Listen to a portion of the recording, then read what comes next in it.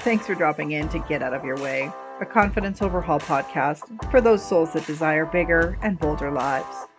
I'm your host, Meg, dishing out the truth about moving into your confidence zone. Because sometimes it's really the stuff we hide from that holds us back. So sit back and relax as we dive into this week's confidence conversation. May it help you shift into becoming the badass that you desire.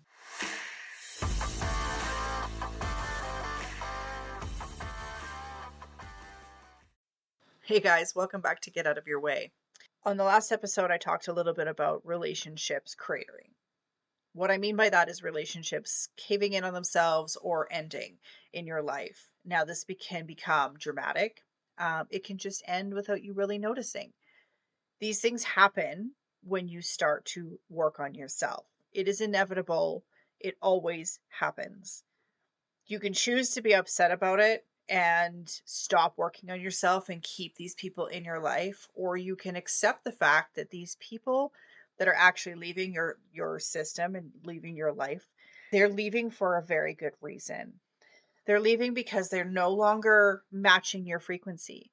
They're no longer seeing you eye to eye, or they've been using you for a really long time and you're just starting to figure it out. There's many different reasons why a person will start to move away from you, and it might feel shitty at first when these things are happening, but when you start to realize that the negative energy that you have been surrounding yourself with isn't really of service to you, and that as you're moving to a more positive and better life for yourself, you're going to start attracting those type of people into your life. So the people that are going to leave your circle are the negative people that are dragging you down, people who don't want to see you move forward. They want to keep you in their level. Those are the people that you don't need in your life anymore. And it's okay to let them go. So I want to talk a little bit about return on investment, because this is one of the things that I realized when I started to see people walking out of my own life. So return on investment is, in business terms, is when you give something like money out to somewhere, you expect that investment, that gift of money, to come back to you either equally, mostly you want it to become better. So the same would go for your energy. If you're going to give your energy and your space and your capacity to another person, you need to be able to receive something in return. Now, it doesn't need to be over and above what you gave them. It can be equal, and actually a healthy relationship will be equal. So whether it's a family member, a friend, or a partner, if I'm putting effort and intention into our relationship and not receiving anything back, I'm going to walk away because it's not worth my energy. I can't be expected to show up for a relationship and then get nothing in return, because I now know that my energy is worth way more than that. And as you start to build up your confidence and you start to become the person that you want to be, you're going to realize that in yourself too. I myself spent years and years pouring into relationships that would just take and take and take and take some more.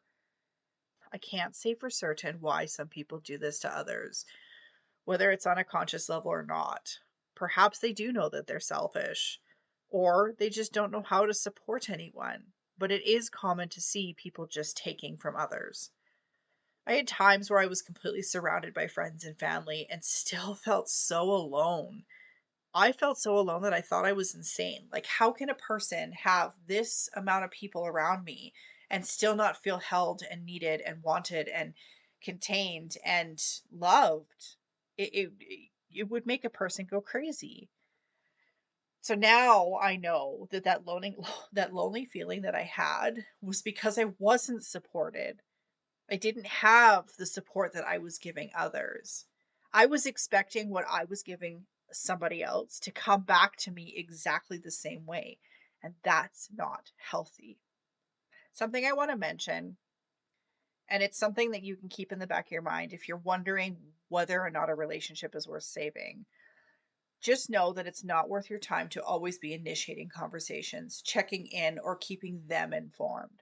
So if you stop initiating these conversations and you get nothing back, then it's time to just let go. If you stop initiating a conversation and a few days go by and they go, "Hey, what's up?"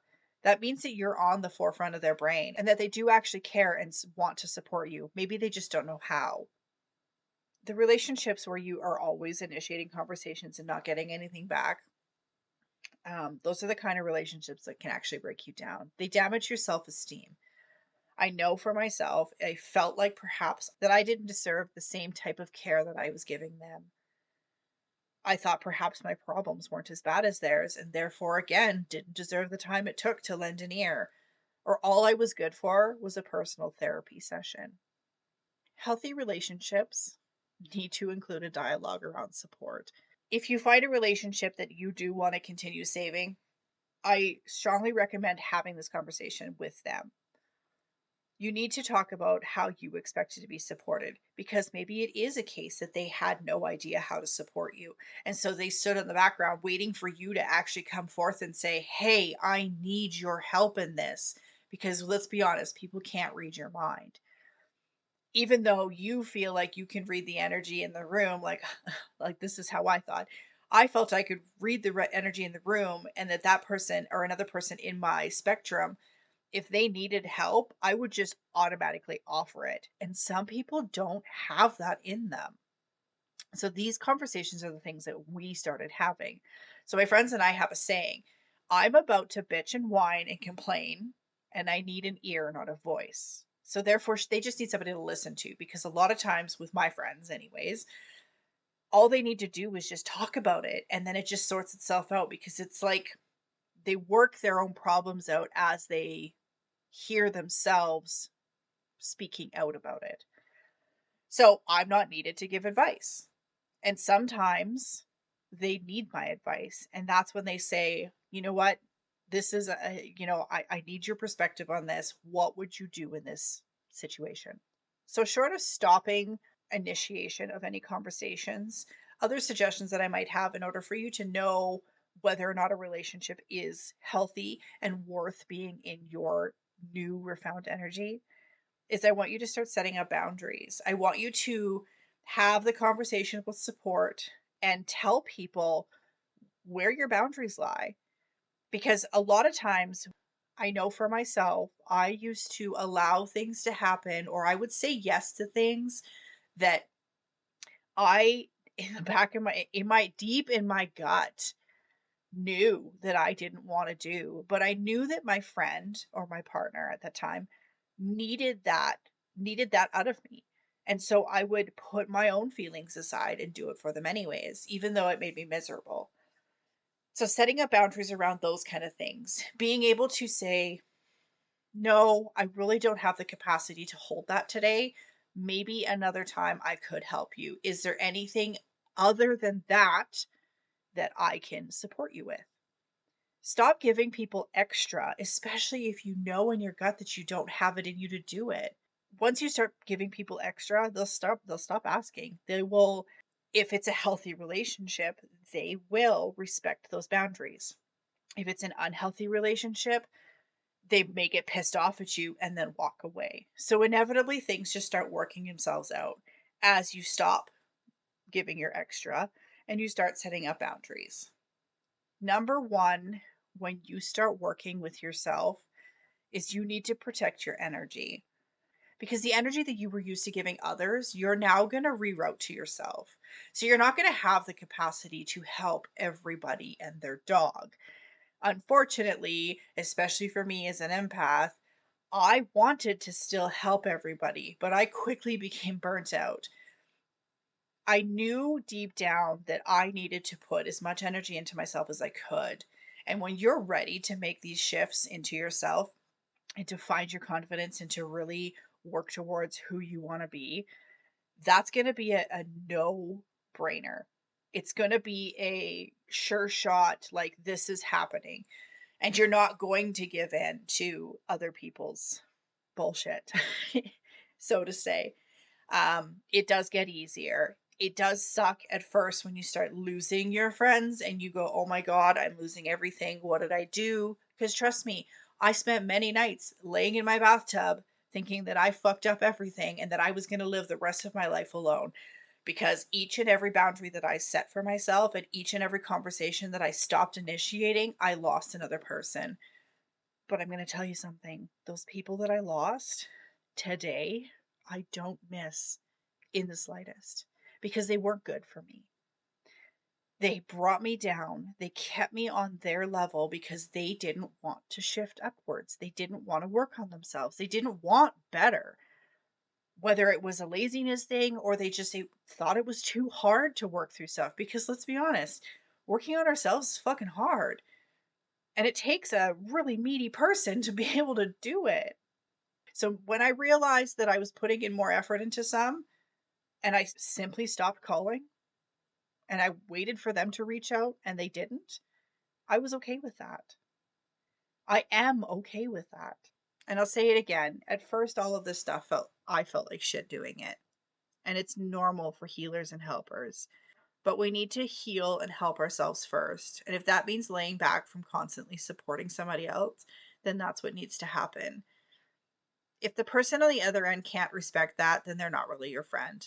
Just worth saying that again. So this is your reminder. You deserve support. You deserve the love that you hand out. You deserve to feel worthy of all of it. And for what it's worth, because this came up for me again this week, you're not bothering people when you ask for support. If a person has ever made you feel like you are, then you need to walk away from that relationship too. If you already have, then kudos to you. And this will only be a reminder that that is a past belief that is no longer true. You are allowed to take up space. So take this episode for what it's worth and really take stock in what relationships you're keeping around. It's important to not continue allowing soul suckers to take all of your energy. This energy is worth its weight in gold. It's worth so much more than that. It's worth everything that you give it power to. Your energy is what sustains you and keeps you moving. If you can't respect your own energy, then confidence overhaul is going to be really, really rough. So it's time for you to really step into where your energy is, how important it is to you, what it's worth to you, and who it's worth giving to. So be brave, be bold, and create those adventures. We'll see you next week. Thanks for joining me today. For more truth and badassery, head on over to megnicole.coach on Instagram. If this podcast happened to rock your world and you think it might rock someone else's as well, be sure to share it. Perhaps we can all be a part of changing someone's view on life. Also, don't forget to hit that subscribe button so you don't miss out on any future episodes. Catch y'all next week.